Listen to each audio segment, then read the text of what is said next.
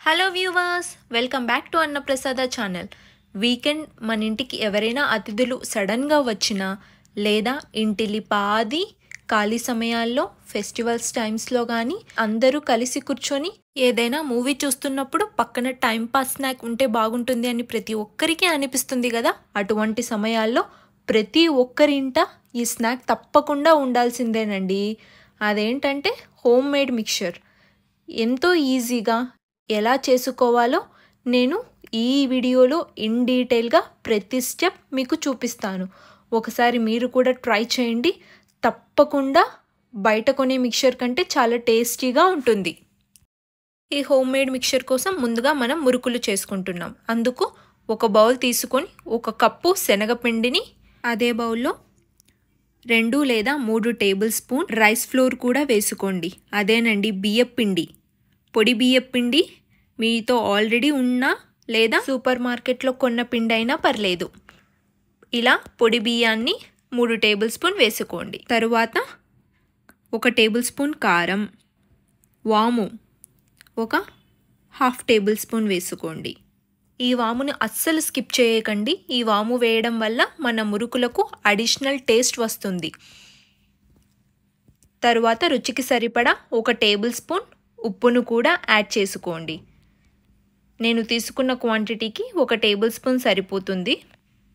ఇప్పుడు పూర్తిగా మనం తీసుకున్న ఇంగ్రీడియంట్స్ అన్నీ కలిసేలాగా 1 స్పూన్తో ఇలా మిక్స్ చేసుకోండి.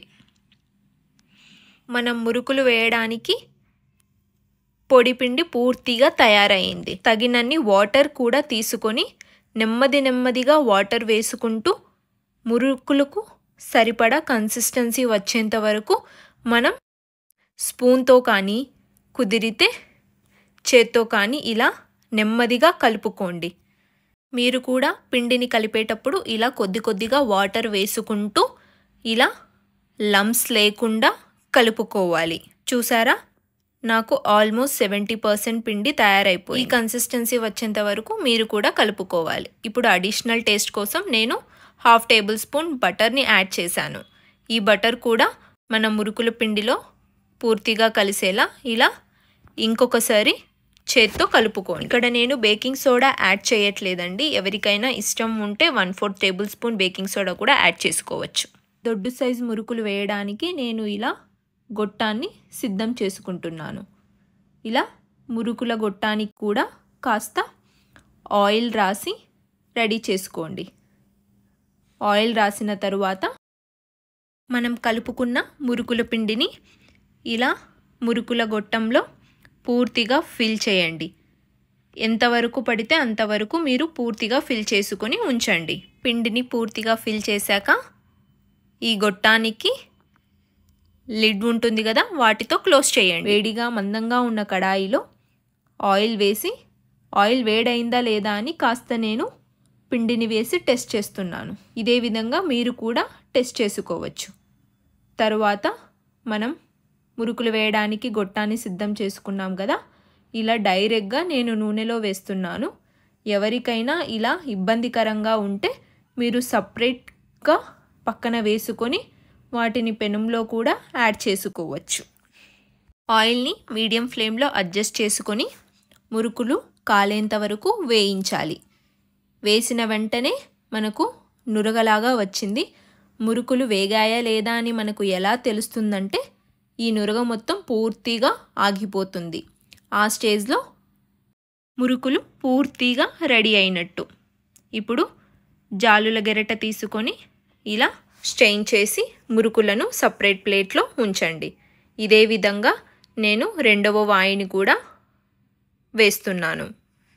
సేమ్ ఇదే ప్రాసెస్ని మీతో ఉన్న మురుకుల పిండికి పూర్తిగా అప్లై చేయండి. చాలా ఈజీ కదా మురుకులు చేయడం. ఎంతో టేస్టీగా ఉంటాయండి. అందులోనూ చేయడం కూడా చాలా సింపుల్.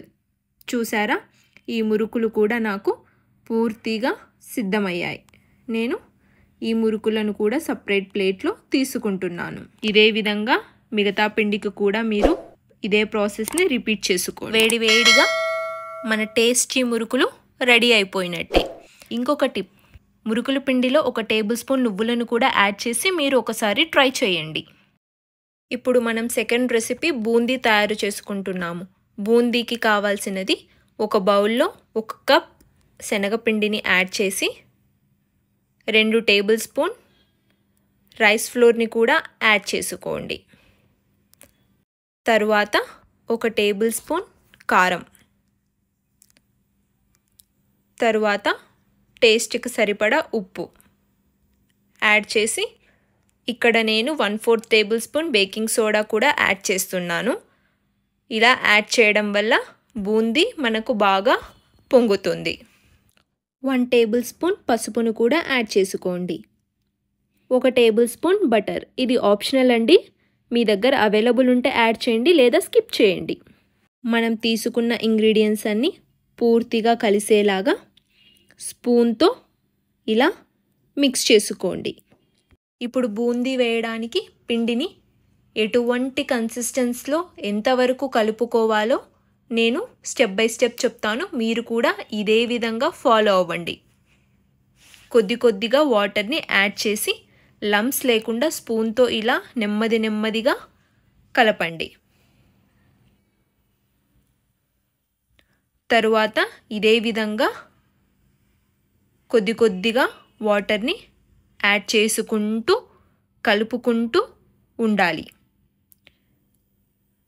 ఒక స్టేజ్లో నేను చెప్తానండి, బూందీకి ఈ కన్సిస్టెన్సీ సరిపోతుందండి. ఆ స్టేజ్ వరకు మీరు వాటర్ని యాడ్ చేస్తూ ఇలా మిక్స్ చేస్తూ ఉండాలి. చూసారా, నేను కొద్దిగా వాటర్ని యాడ్ చేస్తున్నాను. ఇలా యాడ్ చేయడం వల్ల మనకు బూందీకి కావాల్సిన పర్ఫెక్ట్ కన్సిస్టెన్సీ వచ్చేసింది. ఇలా స్పూన్తో ఇలా పట్టుకొని చూస్తే మీకు జారుగా పిండి కిందకు పడాలి. బూందీకి కావాల్సిన పర్ఫెక్ట్ కన్సిస్టెన్సీ మనకు రెడీ అయిపోయింది. ఇప్పుడు మందంగా ఉన్న ఒక కడాయిని తీసుకొని తగినంత ఆయిల్ వేసి 1 టేబుల్ స్పూన్ పిండిని అందులో వేస్తే ఆయిల్ వేడైందా లేదా అని మీకు తెలుస్తుంది. ఆయిల్ వేడయ్యాక స్టవ్ని మీడియం ఫ్లేమ్లో అడ్జస్ట్ చేసుకొని ఇలాంటి చిల్లుల గెరటని తీసుకొని మనం కలుపుకున్న పిండిని 1 టేబుల్ స్పూన్తో ఇలా పిండిని వేసిన వెంటనే ఇలా ట్యాప్ చేస్తూ ఉంటే చూసారా, మనకు బూందీ చక్కగా ఆయిల్లో పడి వెంటనే ఫ్రై అయింది. మనం 1 టేబుల్ స్పూన్లో పిండిని తీసుకున్న వెంటనే చిల్లుల గెరటలో వేసుకున్నాం కదా, అప్పుడు తప్పకుండా ట్యాప్ చేయాలి, లేదంటే మనకు బూందీ పర్ఫెక్ట్ షేప్లో రాదు. సో ఈ టిప్ని మీరు తప్పకుండా ఫాలో అవ్వండి. ఇలా నెమ్మదిగా మీడియం ఫ్లేమ్లో బూందీ వేగేంత వరకు వేయించుకున్న తరువాత మనం వేగిన బూందీని సపరేట్గా ఒక ప్లేట్లో తీసుకుంటున్నాము. ప్రతిసారి ఈ స్పూన్ని మనము క్లీన్ చేసుకుంటూ ఉండాలి, లేకపోతే ఈ హోల్స్ అన్నీ బ్లాక్ అయిపోతాయి. నేను 2వ వాయి బూందీని వేసి చూపిస్తున్నాను, చూడండి. ఇదే విధంగా మీరు కూడా స్టెప్ బై స్టెప్ ఫాలో అవుతే పర్ఫెక్ట్ షేప్లో మీకు కూడా బూందీ తయారవుతుంది. మనకు బూందీ వేగడానికి కాస్త టైం పడుతుందండి, ఎందుకంటే మనం లో టు మీడియం ఫ్లేమ్లో మాత్రమే బూందీని జాగ్రత్తగా ఫ్రై చేసుకోవాలి. మీతో ఉన్న మిగతా పిండికి కూడా ఇదే ప్రాసెస్ని నేను చెప్పిన విధంగా మీరు చేశారంటే మీకు బూందీ పర్ఫెక్ట్ షేప్లో వస్తుంది. వేగిన బూందీని ఇలా జాలుల గెరటలో తీసుకొని సపరేట్ ప్లేట్లో తీసుకోండి. అంతే అండి, మన బూందీ కూడా రెడీ అయిపోయింది. తరువాత వేడిగా ఉన్న ఆయిల్లో ఇలా నేను కార్న్ఫ్లెక్స్ వేసి వేయించుకుంటున్నాను. వేగిన కార్న్ఫ్లెక్స్ని ఇలా గెరిటలో తీసుకొని పక్కనుంచండి. ఇదే విధంగా మనకు మిక్చర్లో కావాల్సిన ఒక్కొక్క ఇంగ్రీడియంట్ సపరేట్గా వేయించుకోవాలి. తరువాత వేరుశనగ గుళ్ళను కూడా నేను ఆయిల్లో ఫ్రై చేసుకుంటున్నాను. కొద్దిగా వేరుశనగలు యాడ్ చేసి ఫ్రై చేసుకోండి, ఎందుకంటే ఆయిల్ చిట్లే అవకాశాలు చాలా ఉంటాయి వేరుశనగలు వేయిస్తున్నప్పుడు. కాబట్టి చాలా జాగ్రత్తగా మీరు ఫ్రై చేసుకోండి.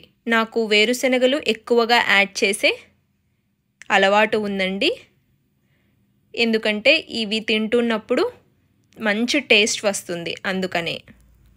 మీరు కూడా ఇదే విధంగా లో టు మీడియం ఫ్లేమ్లో అడ్జస్ట్ చేసుకుంటూ మీరు తీసుకున్న వేరుశనగల క్వాంటిటీ మొత్తం అయిపోయేంత వరకు ఇలా వేయించుకోండి. వేరుశనగలు నూనె నుంచి వేరు చేశాక కరివేపాకును కూడా ఇదే విధంగా ఆయిల్లో ఫ్రై చేసుకోండి. ఇక్కడ నేను 3 రెబ్బల కరివేపాకును తీసుకుంటున్నాను. మీరు చేస్తున్న క్వాంటిటీని బట్టి వీటిని డబల్ చేసుకోండి.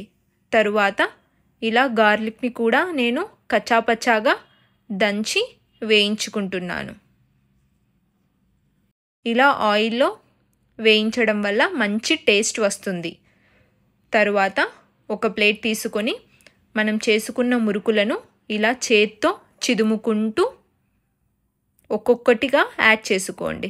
మొదటగా నేను మురుకులు యాడ్ చేశాను. తరువాత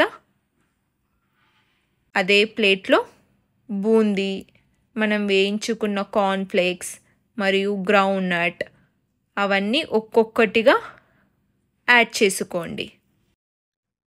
ఇక్కడ నేను వేయించుకున్నవన్నీ యాడ్ చేసిన తరువాత ఫైనల్ మనకి అవుట్పుట్ ఇలా వస్తుంది. చూసారా, మన హోమ్ మేడ్ మిక్చర్ పూర్తిగా తయారైందండి. రుచికి సరిపడా కారాన్ని, తరువాత మీతో చాట్ మసాలా ఉంటే అది కూడా యాడ్ చేసుకోండి, బట్ నేను స్కిప్ చేస్తున్నాను. ఇక్కడ 1 టేబుల్ స్పూన్ సాల్ట్ని కూడా యాడ్ చేసి పూర్తిగా మిక్చర్ని కలుపుకోండి. అంతే అండి, ఎంతో టేస్టీగా హెల్దీగా హోమ్ మేడ్ మిక్చర్ తయారైంది. ఇలా ఒక్కసారి ఇంట్లో చేసి పెట్టారంటే ఈ రుచి చూసిన వాళ్ళు ఎవరైనా మీ వంటకి, మీ రెసిపీస్కి ఫ్యాన్ అవ్వాల్సిందే. సబ్స్క్రైబ్ చేసుకోండి. నచ్చిందా? అయితే మీరు కూడా ట్రై చేసి మీ పిక్ని నా ఇన్స్టాగ్రామ్ ఫాలో అవుతూ ట్యాగ్ చేస్తూ కామెంట్ చేయండి. ఈ వీడియోని మీ ఫ్రెండ్స్ అండ్ ఫ్యామిలీతో కూడా షేర్ చేసుకోండి.